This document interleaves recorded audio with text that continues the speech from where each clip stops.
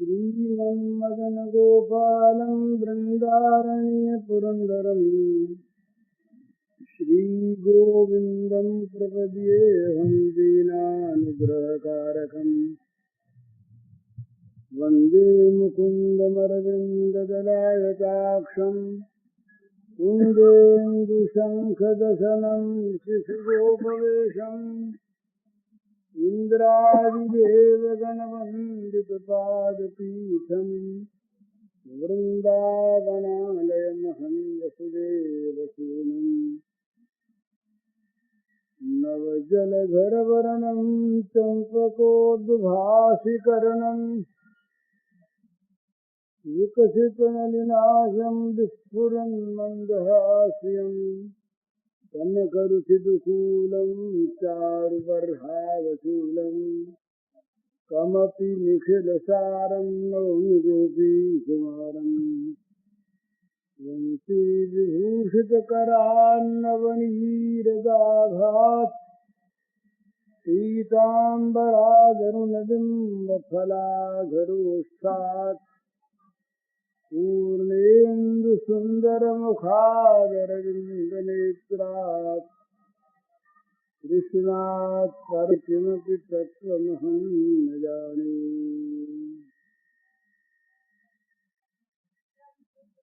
विश्व ब्रह्मांड के रूप में अभिव्यक्त भगवान के नाते आप सबके श्री चरणों में मेरे सभक्ति नमस्कार। गुरुजनों, संतों और विद्वानों के चरणों में विशेष नमस्कार।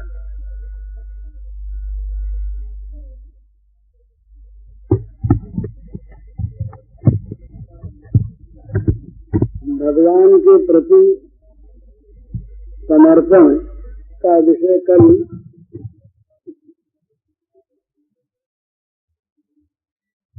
कुछ चर्चा में आया था और वो बड़े महत्व का विषय है।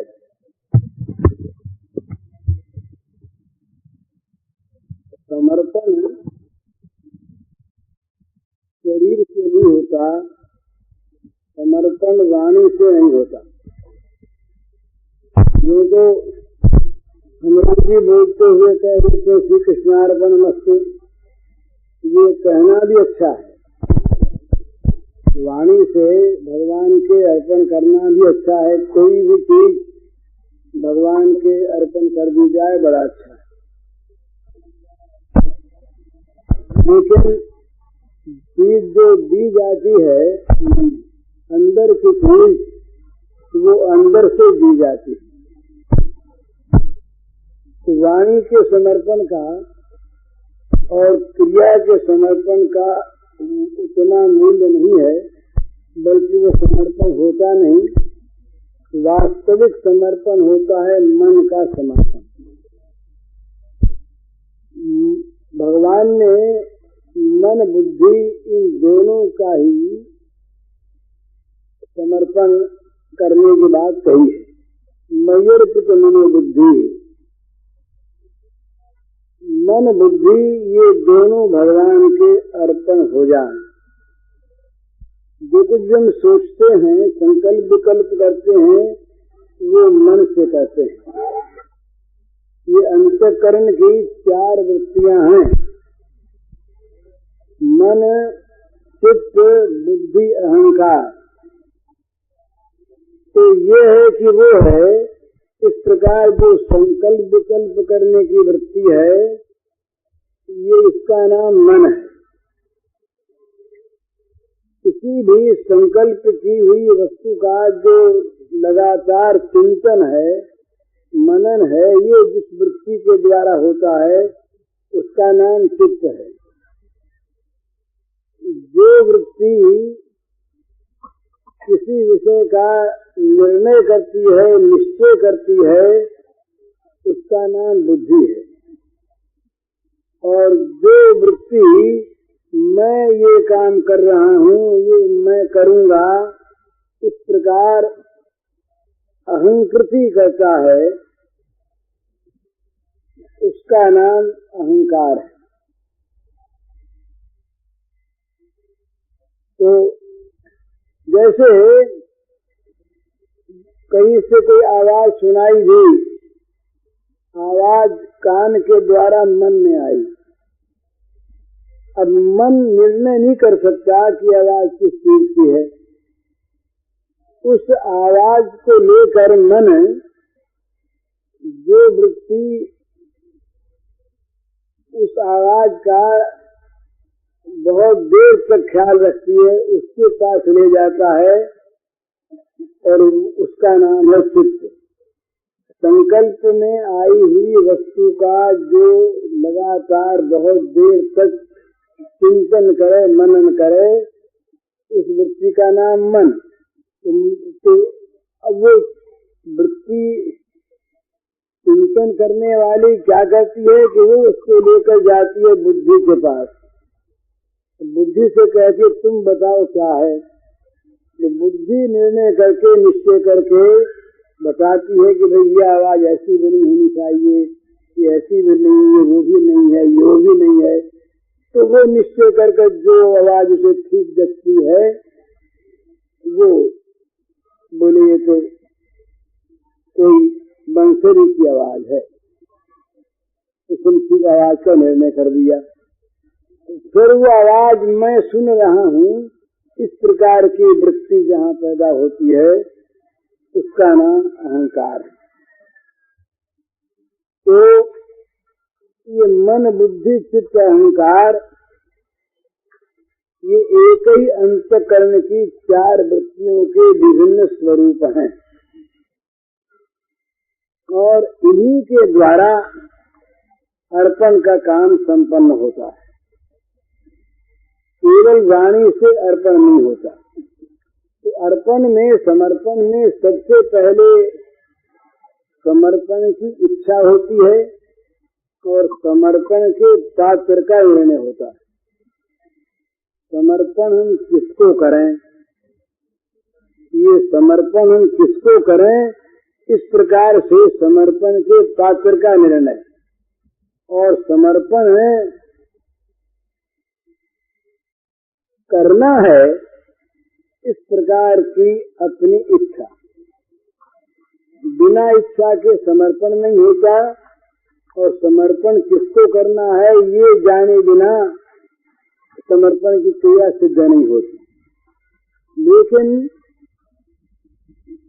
उसमें विश्वास होना चाहिए कि जिसको हम समर्पण करते हैं अपने को, वो समर्पण करने योग्य है और अपने समर्पण करने की आवश्यकता है।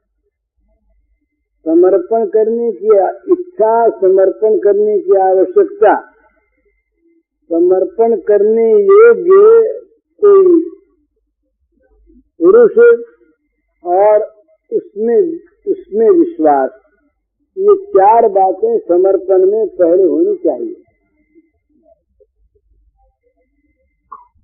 जिसको हम आत्मसमर्पण, अपने आप को समर्पण करना चाहते हैं, उसके वो समर्पण करने योग्य है। उसको समर्पित हो जाने पर हमारे जितने अभाव अभियोग हैं ये सब अपने आप पूरे हो जाएंगे। इस प्रकार का इसमें विश्वास होना चाहिए और वो कौन है इसका निर्णय होना चाहिए और अपने में समर्पण की आवश्यकता होनी चाहिए और इच्छा होनी चाहिए। ये चार बातें आवश्यक हैं। तो जब मनुष्य साधना की दृष्टि से विचार करता है तो एक भगवान के सिवा कोई ऐसा नहीं उसके ध्यान में आ सकता कि जो समर्पण के योग्य, जो हमको स्वीकार कर दे। समर्पण हमने तो कर दिया, तो उसने हमको ठुकरा दिया, स्वीकार नहीं किया, तो समर्पण की क्रिया पूरी नहीं हुई। हमने किसी को कोई चीज दान दी और उसने ली नहीं, फेंक दी, तो समर्पण की क्रिया पूरी नहीं होती। तो वो समर्पण हम जिसको करते हैं वो ऐसा होना चाहिए जो हमें स्वीकार कर ले। तो स्वीकार करने में क्यों स्वीकार कर ले? भगवान के पास ऐसी कोई कमी तो है नहीं कि जिस कमी को लेकर भगवान उसकी पूर्ति के लिए हमको स्वीकार करें। भगवान हमें क्यों स्वीकार करें? तो वहाँ पर भगवान के स्वभाव का दर्शन करना होता है। जिनका स्वभाव है, जो उनके प्रति अपने को समर्पित करना चाहता है, उसे आदर पूर्वक स्नेह पूर्वक ग्रहण कर लेना, और ये नहीं देखना कि वो समर्पण करने वाला जो है वो कैसा है।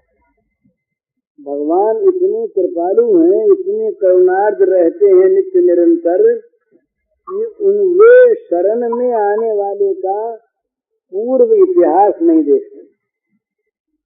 पहले वो कैसा रहा है, उसने पहले क्या क्या सत्कर्म या कुकर्म किए हैं, इसकी तरफ भगवान की दृष्टि नहीं जाती। उनका विरध ऐसा है, उनका स्वभाव ऐसा है कि उनमें विश्वास करके जो उनकी शरण जाना चाहता है, वो चाहे कैसा भी हो, उसने चाहे पहले कुछ भी किए हों, माम ही पार्थ व्यपाश्रित्य ये किसु पाप योनय प्रियो तथा शूद्रा चेतयांति पराम गतिम। ये भगवान का स्वभाव है। भगवान के समान दयालु, भगवान के समान करुणा सागर दूसरा कोई है ही नहीं। इसीलिए ये भगवान के यहाँ ही हम सही से लोगों को स्थान मिलता है। भगवान और लोग तो अपना भला बुरा देखते हैं। इस आदमी को घर में रखेंगे तो इससे अपनी कोई हानि। किसी को अगर अपने पास रखता है, शरण में रखता है, तो वो सोचता है कि इससे अपनी कोई हानि तो नहीं होगी ना, अपना इसमें कोई लाभ तो है ना।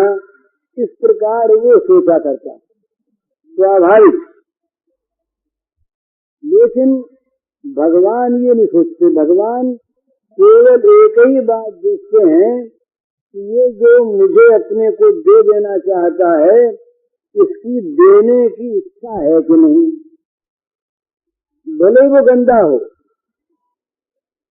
गंदगी दूर कर देना फिर भगवान का अपना काम। भगवान कहते हैं, ये जिम्मा लेते हैं, हम क्या सर्व पापे भी मुखिष्यामि मा शुच। अरे उसमें अगर किसी में अगर पाप नहीं है तो तुम्हारे पापों से मैं तुम्हें मुक्त कर दूंगा, ये कहने का कोई स्वारस्य नहीं। तुम एक मेरी शरण में आ जाओ, फिर तुम्हारे सारे पाप जो हैं ये मैं धो डालूंगा। मैं तुम्हें पापों से मुक्त कर दूंगा, सब पापों से। तो तुम चिंता मत करो।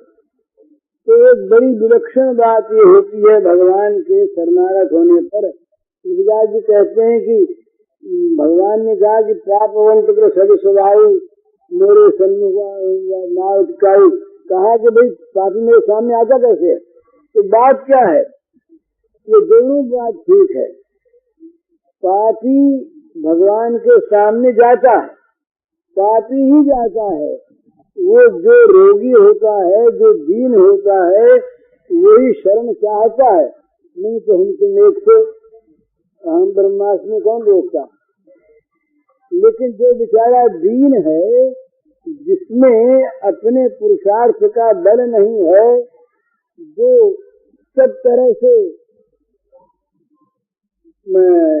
असहाय है, जिसमें बुरी बुरी चीजें भरी हैं, मिटती नहीं, वो किसी ऐसे की शरण खोजता है जो उसको घृणा न करके उसको अपना ले। तो भगवान ऐसे हैं जो किसी भी पापी तापी से घृणा नहीं करते।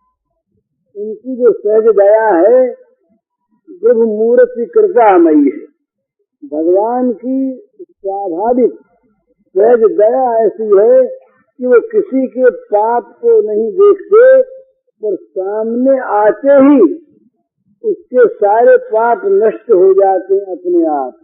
सन्मुख हो जीव मोहि जगही, कोटि जन्म अघनासहि तबहि। जैसे सूर्य का प्रकाश आते ही अंधकार अपने आप मर जाता है, अंधकार को हटाना नहीं पड़ता, और उस अंधकार के दूर होने में विलंब नहीं होता। प्रकाश आया कि अंधकार गया, दोनों काम साथ होते हैं। इसी प्रकार पापी तापी भगवान के सन्मुख हुआ कि सन्मुख होते ही उसके सारे पाप ताप नष्ट हो गए, तो पापवंत सामने आता ही नहीं। और ये भी बड़ा पुण्य है भला, पापी सब एक से नहीं होते, दो तरह के पापी होते हैं। एक तो वो पापी होते हैं जिनको पाप में गौरव बुद्धि होती है, जो पाप करके उस पाप में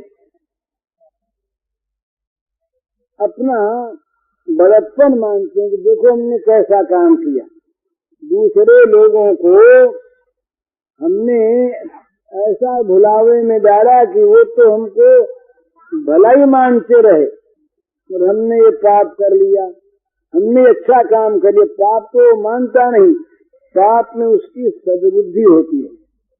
तो ये भगवान ने कहा नमाम दुष्कृतिनो मूढ़ा प्रपद्यन्ते नराधमाः मायया प्रसिद्ध्याना आसुरम भावमाश्रिताः। जो आसुर भाव के आश्रित हैं, असुर भावापन्न जो मनुष्य हैं, उनका ज्ञान माया से अपहृत हो जाता है।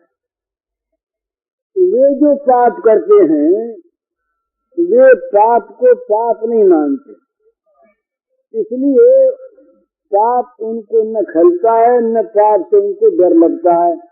फल सामने आएगा तब देखा जाएगा। अभी तो वो पाप को गौरव की वस्तु मानते हैं। तो भगवान कहते हैं कि ऐसे जो पापी हैं वो महामूर्ख हैं, वो तो मुझे भजते ही नहीं। नमाम दुष्कृतिनो मूढ़ा प्रपद्यन्ते नराधम। ये जो नराधम हैं, ये जो मनुष्यों में नीच हैं, और ये जो मूर्ख हैं, ये तो पाप में ही रचे पचे रहते हैं, ये तो मुझे भजते हैं। लेकिन एक पापी ऐसे होते हैं जिनके द्वारा पाप तो होता है, पर पाप उनको खलता है, पाप उनको बुरा मालूम होता है, पाप करने पर पछताते भी हैं। वो चाहते हैं कि हम पाप से मुक्त हो जाएं, तो पाप से मुक्त हो जाएं ये चाहते हैं, पर अपने में वो ऐसा बल नहीं पाते, अपने में ऐसा पुरुषार्थ सामर्थ्य नहीं पाते जिससे वो पाप से स्वयं बच सकें अपने साधन से, पुरुषार्थ से। तो वो फिर असहाय अपने होकर भगवान को, किसी ऐसी शक्ति को खोजते हैं जिसमें दो बात हो, जो उन पापियों से घृणा न करने वाला हो, करुणार्द्र हृदय हो, और जिसमें पाप नाश करने की शक्ति हो। ये दो चीज वाला ऐसा कोई पुरुष वो खोजते। तो ऐसे ऐसे ऐसे एक भगवान के सिवा दूसरे कोई है नहीं। जगत के सारे लोग भला पाप का प्राकट्य हो जाने पर सब घृणा करते हैं, पाप स्वयं वही करें, लेकिन दूसरे का पाप अगर प्रकट हो जाता है तो घृणा करते हैं। पास बैठाने में उनको लज्जा आती है कि भाई लोग क्या कहेंगे, ये इनके पास कैसे आता जाता है, कैसे बैठता है, इससे इसका मेल मेल कैसे हो गया, कहीं ये तो शामिल नहीं है। पर भगवान को किसी भी पापी का उद्धार करने जाने में लज्जा नहीं आती, पापी को शरण देने में लज्जा नहीं आती, वो जरा भी सकते नहीं, बल्कि उनकी जो कृपा शक्ति है वो उमड़ पड़ती है किसी असहाय को, किसी पापी को देख करके कैसे इसका जल्दी उद्धार कर दें। तो एकमात्र भगवान ही ऐसे मिलते हैं जो उस प्रकार के पापी को प्राण देने में समर्थ हो और प्राण करता हूँ। तो भजते माम अनन्य भाग, इसका अगर यूं अर्थ करें तो आपत्ति नहीं कि मेरे सरीखे पापी को दूसरा कोई ऐसा है ही नहीं जो शरण दे, जो मुझ पापी का शरण्य हो, ऐसा कोई है ही नहीं। तो अपने इस अनन्य भाव में दूसरे को हिस्सा नहीं देता है भगवान के सिवा। तो समझता है एकमात्र भगवान ही ऐसे हैं जो मेरे सरीखे दुरात्मा को भी अपने चरणों में स्थान देते हैं, इतने दयालु दूसरे कोई नहीं। तो ये समझ करके एकमात्र मेरे प्राणकर्ता ये भगवान है, दूसरा कोई है ही नहीं। ये दूसरे किसी को प्राणकर्तापन का हिस्सा नहीं देता। यूं अनन्य भाग होकर ये पुकारता है, हे भगवान मैं पुरुषार्थहीन, मैं दीन, मैं असहाय, मुझे तो आप बचाओ, आप रक्षा करो। भगवान कहते हैं, अरे भाई ये जो आया है मेरे सामने ये साधु है, भला साधु रे समंतव्य, साधु कैसे हो गया? अब तक तो आप ही कह रहे थे सुदूराचार, साधु तो मेरे सन्नग जो रचित हो है, वह जो है उसने उसका जो निश्चय है ये सम्यक है, जहाँ जाने पर अंधकार नहीं रहता वहाँ पहुँच गया। जिन प्राणकर्ता के शरण में जाने पर शरण मिल जाती है, पाप नहीं रहते, वहाँ वो पहुँच गया, इसलिए वो साधु हो गया। तो बोले हो गया ये मान लें कि हो जाता, बोले हाँ, क्षिप्रम भेद धर्मात्मा, वो तुरंत धर्मात्मा हो जाता है। माने जिसका सारा स्वरूप धर्ममय हो वो धर्मात्मा, जिसका बाहर भीतर, जिसकी मन बुद्धि इंद्रियां ये सारी की सारी धर्ममय हो वो धर्मात्मा है। तो कहते हैं वो तुरंत धर्मात्मा हो जाता है। और धर्मात्मा होने पर कोई ऐसा उसका सत्कर्म नहीं होता जो उसे वापस यहाँ ला दे। शाश्वत शांति निगच्छति, वो शाश्वती शांति को प्राप्त होता है। और इतने पर भी संतोष नहीं हुआ भगवान। साधु फिर कहा धर्मात्मा, फिर शांति का अधिकारी। उसके बाद कहते हैं कि भाई असली बात तो यह है कि वो मेरा भक्त हो गया, और मेरे भक्त का कभी पतन होता ही नहीं। मेरा भक्त ये मेरी रक्षा में आ गया, न पनश्यति, ये विघ्नाशात् पनश्यति, और मे भक्त न पनश्यति।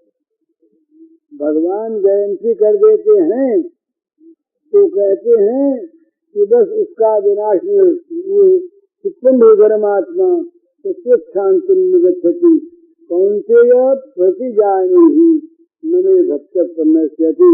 कौन्तेय बड़ा प्रेम का संबोधन है, घर की तरह बात करते हैं। कौन्तेय तुलसी पुत्र, भैया भुआ का लड़का, दूधी का लड़का, तो बोले भैया देखो हम प्रतिज्ञा करते हैं कि हमारे भक्त का नाश नहीं होता, अथवा तुम प्रतिज्ञा कर लो, तुम ये घोषणा कर दो कि भगवान के भक्त का नाश नहीं होता। तो उस दिन बात हुई थी अपने भगवान से प्रतिज्ञा, भगवान प्रतिज्ञा स्वयं न करके इससे क्यों कराएं? तो इसका एक कारण यह है कि ये महाभारत युद्ध में भगवान ने प्रण कर रखा था कि मैं शस्त्र ग्रहण नहीं करूंगा। भीष्म ने प्रण कर लिया कि मैं शस्त्र ग्रहण करा के छोड़ूंगा। तो जहाँ भीष्म का प्रण और भगवान का प्रण दोनों परस्पर विरोधी होकर के अड़े, वहाँ भगवान ने अपना प्रण छोड़ दिया, भीष्म का रख लिया। तो अगर भगवान की प्रतिज्ञा होती कि मैं प्रतिज्ञा करता हूँ मेरे भक्त का नाश नहीं होता, तो अर्जुन को यहाँ शंका हो सकती थी, महाराज आपकी प्रतिज्ञा क्यों टूट जाती है। अरे प्रतिज्ञा की तो शस्त्र ग्रहण नहीं करूंगा, और ये शस्त्र ग्रहण कर लिया आपने, चक्र को उठाया, चक्र को उठाया, चक्र बना लिया, दौड़े भीष्म को मारने के लिए।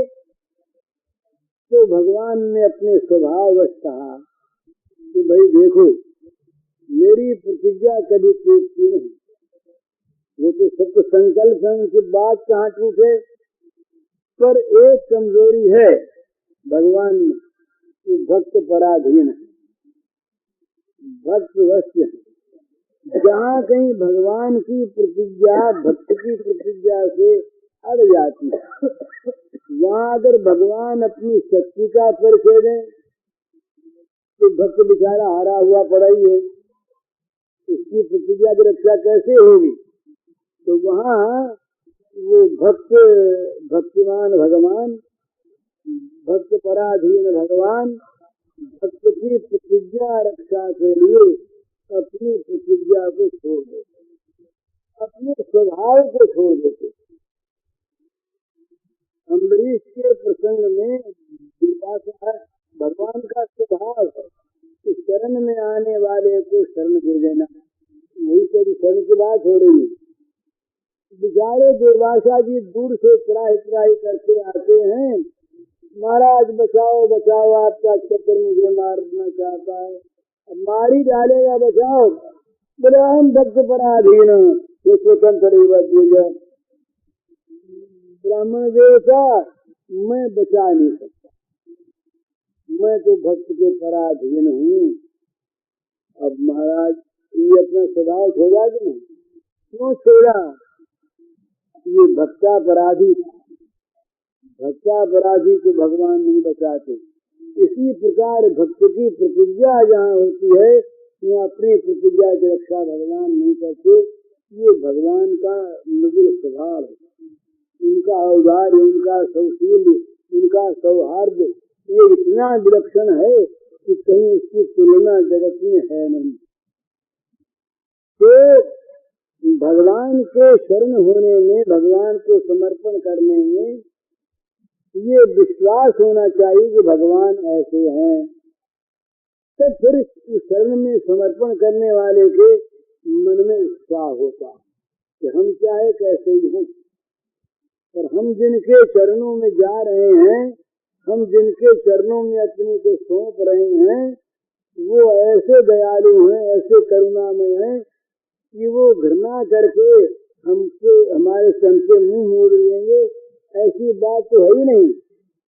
ये स्नेह करेंगे, आदर करके हमको अपने पास रखेंगे और हमारे पाप तापों को नष्ट कर देंगे, ये इसका विश्वास होता है। हम माँ को देखते हैं, कोई भी माँ, आजकल की माँ की बात दूसरी, हमारे आर्य संस्कृति की माँ, और माँ की भी स्नेह रखती है, कहीं कहीं वो भूल जाती है दूसरी बात, माँ का हृदय तो वही है।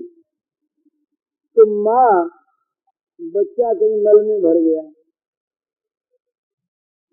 और बच्चा रो रहा है, अब माँ कभी उससे ये कहती है क्या कि तुम पहले नहा करके, मल धो करके, साफ हो करके, या कहीं साफ करा करके तब आओ, तब मैं तुम्हारे पास आऊंगी। बच्चा ने धोना जानता, न किसी दूसरे को जानता, बच्चा तो रोना जानता है। अब बच्चा रोता है, माँ का हृदय पिघल जाता है, माँ स्वयं उसके पास पहुँचती है और उसका मल अपने हाथों देती है।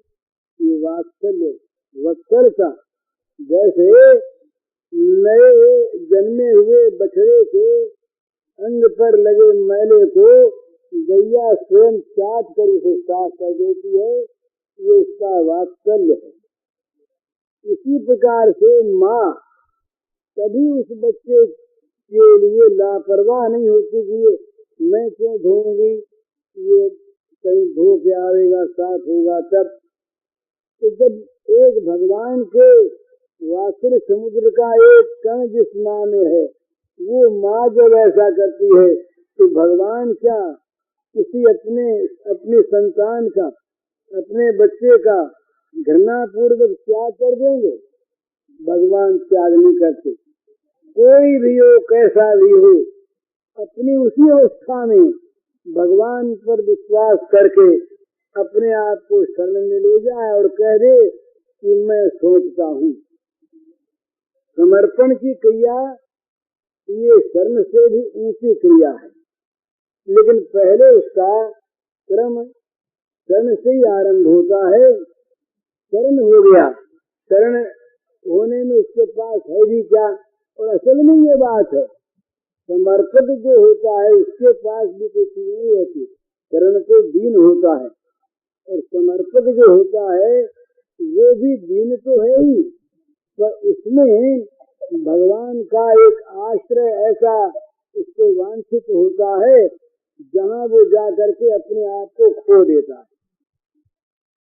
तो वहाँ ममता का समर्पण भी होता है, अहंकार का समर्पण होता है, कामना का समर्पण होता है, आसक्ति का समर्पण होता है। ये सारे के सारे भगवान के समर्पित हो जाते हैं। फिर ये सारी चीजें अगर इसमें रहती हैं तो वो भगवान की होकर रहती है। भगवान अपना मन माना व्यवहार करते हैं उसके साथ, वो तो केवल निरंतर और निरंतर बस अपने आप को भगवान के हाथ की पुतली पाता है, भगवान के हाथ का यंत्र है। भगवान जिस प्रकार जैसे कठपुतली से वो सूत्रधार न चाहता है, कठपुतली कभी ये नहीं कहती कि मैं नाचूंगी या नहीं नाचूंगी, बाएं नाचूंगी या दाएं नाचूंगी, पड़ी रहूंगी या नाचूंगी, कुछ नहीं कहती। जिस प्रकार वो सूत्रधार पुतली को नचाता है, बैठाता है, सुलाता है, गिराता है, उछालता है, इसी प्रकार से वो स्वाभाविक उस सूत्र के आधार पर करती रहती है। इसी प्रकार भगवान के जिसका जीवन समर्पित हो जाता है, ये समर्पित जीवन वाला भक्त वो बस भगवान के हाथ की पुतली होता है, भगवान के हाथ का यंत्र होता है।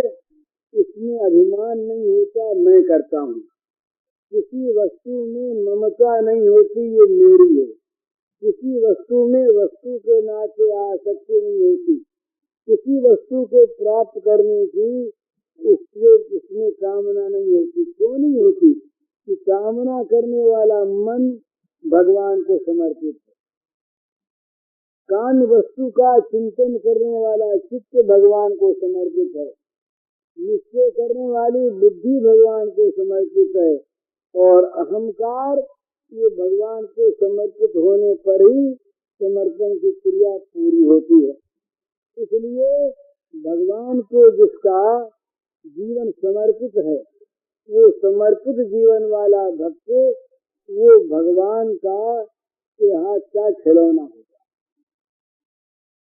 इसमें सारी क्रिया फिर भगवान की होती है। इसके मन से भगवान का मन काम करता है, इसकी बुद्धि से भगवान की बुद्धि काम करती है, इसके प्राणों में भगवान के प्राण काम करते हैं। वो तो केवल आधार है भगवान की लीला का, लीला की भूमि है वो, इसमें सारी लीला भगवान की चलती है। तो समर्पित का जीवन जो है ये परम धन्य जीवन, वो निश्चिंत और निर्भय तो हो ही जाता है, वो निष्काम होता है और वो अनुकूल आचरण करने वाला होता है। ये चार बात अपनी पड़ गई थी। ये स्वाभाविक कोई आदमी कहे कि मैं भगवान को समर्पित भी हो गया और मेरे मन की अलग इच्छा भी है, इसका समर्पण अभी अधूरा है। कोई आदमी ये कहे कि भाई मैं समर्पित तो हो गया, पर मेरे द्वारा ऐसे काम करते बनते हैं जो भगवान के अनुकूल नहीं है, ये भी समर्पित नहीं हुआ। ये समर्पण की भावना पहले से करते करते सिद्धि होती है, पर समर्पण होता एक ही बार। देने देने की बात तो आदमी कई बार कर ले, पर दे दिया और ले लिया, ये दोनों चीज एक साथ होती है। संप्रदान और ग्रहण ये दो काल में नहीं होते। दे दिया और ले लिया, दे दिया तो पराया हो गया, अपना नहीं रहा। तो भगवान को जब समर्पित हो गया तो वो चीज भगवान की हो गई। तो भगवान के होने पर इसकी स्वतंत्र इच्छा, स्वतंत्र कामना, स्वतंत्र ममता की कोई वस्तु, ये स्वतंत्र अहंकृति ये रह नहीं जाती। इस पर अरविंद ने बहुत लिखा। अरविंद ने इस पर बहुत लिखा है। भगवान को समर्पित जीवन जिसका होता है, तो तुमने लगाया तो भगवान में जिसका समर्पित जीवन होता है वो इसका जीवन इतना ऊंचा है, उसके जीवन में भगवान की क्रिया संपन्न होती है। ये तो सारे जगत में ही भगवान की क्रिया होती है, भगवान की शक्ति सामर्थ्य से ही सारा काम होता है। लेकिन जो भगवान को समर्पित हो गया है वो तो बस भगवान की लीला भूमि बन जाता है। इसमें भगवान अपनी लीला करते हैं, वो तो खाली हो गया। इसमें भगवान आकर के बस गए और भगवान अपनी लीला इसके माध्यम से करते। तो वो बड़ा धन्य जिसकी जो भगवान की लीला का आधार बनता है, जिसमें भगवान लीला करते हैं आकर के, वो भगवान का बड़ा भारी प्रिय पात्र है। तो भगवान के प्रति समर्पित जीवन जिसका है वो बड़ा प्रिय पात्र होता है भगवान का। और वो फिर ये बात तो कही जाती है जिसमें इच्छा नहीं होती, तो ये इसमें इच्छा अनिच्छा का कोई प्रश्न ही नहीं पैदा होता। वो इच्छा न करे ऐसी बात नहीं। इच्छा जो मन में होती है वो मन भगवान को समर्पित हो गया। इस प्रकार का जो समर्पित जीवन है वो सर्वथा धन्य जीवन है। इसमें फिर भगवान में भेद नहीं होता। ये तो सदीय है, तस्मिन् सज्जने भेदा भावा। ये कहते हैं कि वो भगवान का है और इसलिए इसमें और भगवान में भेद का अभाव है।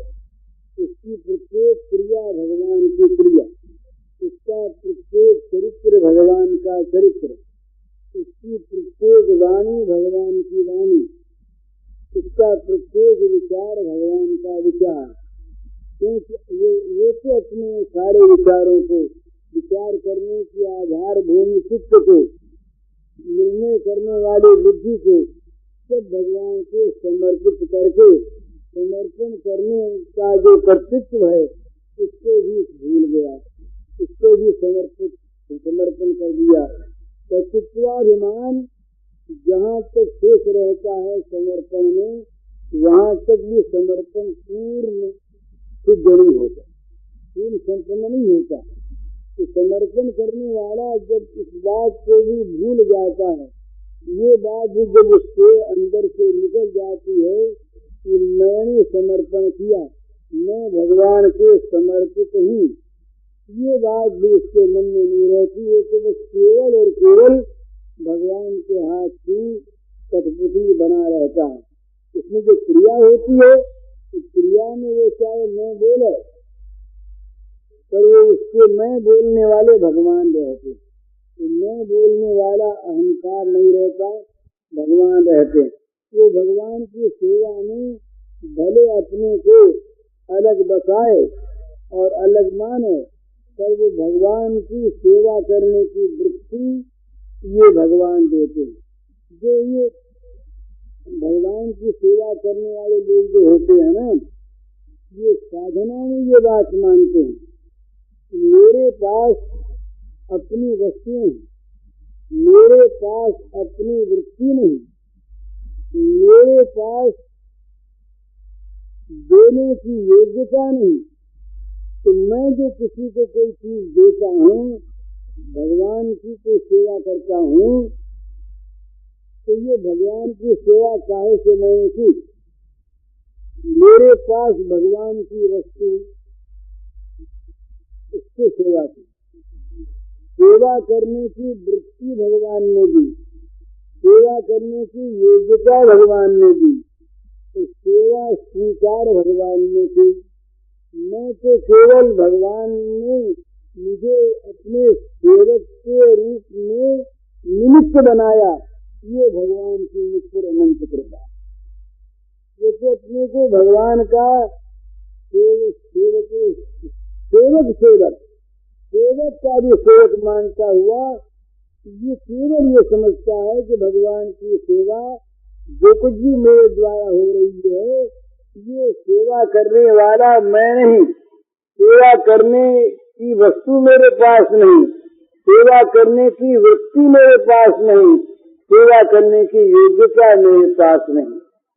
भगवान की वस्तु, भगवान ने सेवा करने की वृत्ति मेरे पैदा की, भगवान ने योग्यता दी, और भगवान ने अपनी चीज को आप ग्रहण किया और केवल मुझको निमित्त बना दिया। ये भगवान की महती कृपा, ये भगवान का अनुग्रह। कभी उसमें ऐसा अभिमान नहीं आता कि मेरी वस्तु मैं भगवान को दे रहा हूँ। ये तो अज्ञान है।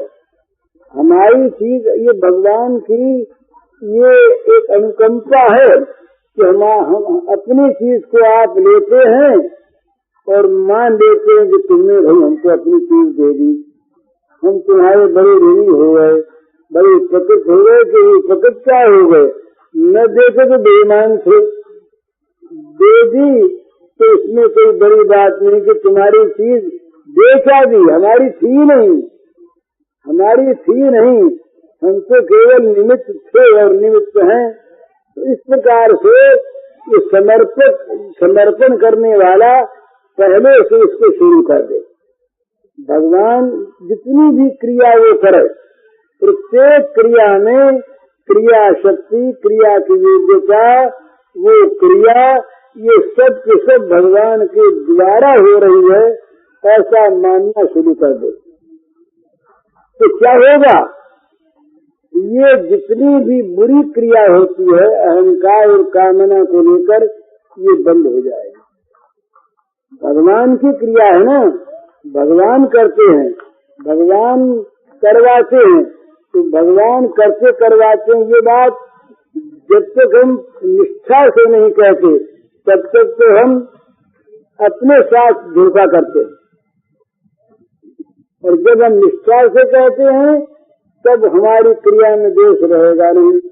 क्रिया में दोष रहे और आदमी कहे कि भाई भगवान ही कुछ कराते, हम क्या जाए, तो वो भगवान कराते हुए निष्ठा है ही नहीं। ये मिथ्या उसका एक बहाना है, अपने मन की देश वृत्ति को छिपाने के लिए भगवान पर दोषारोप करना चाहता है।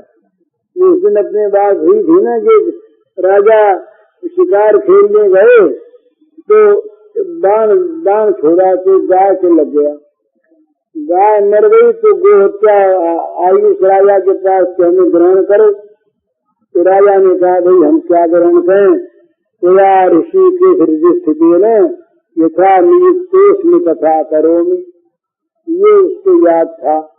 उसने कहा महाराज ये भगवान अंतर में बैठे जो करवाते हैं तो करते हैं, कुछ नहीं। तो गोहत्या राजा भाई धर्मात्मा थे, स्पर्श तो नहीं किया गोहत्या ने। गोहत्या ने कहा भी हमारा तो लिए मैं जो हत्या करेगा उसके मैं लगूंगी, चाहे इनके लगूं चाहे इनके भगवान के लगूं। तो गोहत्या पहुंची भगवान के पास। बोले महाराज ग्रहण करो। बोले हमने कब गाय मारी थी भाई, तो तुम आई हमारे पास। बोले आपने नहीं मारी, आपने मरवाई। इस प्रकार के अनुभव 3 प्रकार से पाप पुण्य होते हैं। तो हमने कब मरवाई? बोले वो राजा है, वो उसने गाय को मार दिया और वो कहता है कि भगवान हृदय में बैठे जो कुछ करवा कैसे करते हैं। तो बोले ठीक, अगर ऐसी बात होगी भाई तो हम तुम्हें जरूर ग्रहण करेंगे, तो जरा परीक्षा तो कर लें। तो गए उस राजा के पास साधु महात्मा बन करके, साधु महात्मा बन के गए, बड़ा आदर सत्कार किया। फिर घूमने घामने निकले। बोले राजा साहब ये तो बड़ा अच्छा मकान है, ये क्या है? बोले ये विद्यालय है। इसमें क्या होता है? बोले शिक्षा दी जाती है निःशुल्क। बोले बड़ा अच्छा काम, ये तुमने बनाया? बोले महाराज मेरे पहले जो थे वो बेचारे बड़े अच्छा आदमी थे, पर इस तरफ उनका ध्यान नहीं था, तो शिक्षा का प्रचार नहीं था। दास के हाथ में जब से काम आया तो ये वृत्ति हुई कि ऐसा काम होना चाहिए, तो ये मकान भी बन गया और निःशुल्क शिक्षा देने लगी। बोले ये तुमने किया? बोले ये तुमने किया? बोले हमने क्या किया, हो गया। और तुमने बड़ा अच्छा काम किया, राजा प्रसन्न हो गए। फिर थोड़े आगे बढ़े। ये क्या है? बोले महाराज ये औषधालय है, चिकित्सालय है। बोले इसमें क्या होता है? बोले मुफ्त चिकित्सा होती है। बोले ये भी तुमने अच्छा काम किया भाई। बोले हाँ ये बहुत अभाव था, रोगियों को दवा नहीं होती थी, तो जब दास के हाथ में आया तो दास ने सोचा कि ऐसा होना चाहिए, ये तुमने बनवा दिया? अरे महाराज ये तो भगवान की कृपा है, बनवा के दिया। एक बगीचे में गए। बोले ये तो बगीचा बड़ा अच्छा पार्क है। बोले किसने बनवाया? तो भाई घूमने घूमने की जगह कोई थी नहीं, तो दास के मन में आई तो ये बन गया। तो भगवान बोले सारा काम तो दास ने किया और गोहत्या भगवान ने की। तब राजा को चेत हुआ। तो इस प्रकार से बेईमानी करे तब तो गोहत्या होती है, और नहीं तो गोहत्या का पाप भगवान करवा के लिखते रहेगी तो होगा नहीं। इसलिए समर्पित का जीवन बड़ा पवित्र हो जाता है, बड़ा पुण्यमय होता है, आदर्श होता है। उसके जीवन में भगवान की लीला चलती है। अभी थोड़ा समय रह गया। जय राधे जय राधे राधे, जय राधे जय श्री राधे, जय राधे जय राधे राधे, राधे जय श्री राधे, जय कृष्ण जय कृष्ण, जय राधे जय श्री राधे, जय राधे जय राधे राधे, जय राधे जय श्री राधे, जय राधे जय राधे राधे, जय राधे। पूज्य श्री भाई जी के इस प्रवचन का शीर्षक है पूर्ण समर्पण और इसका कैसेट संख्या है 213।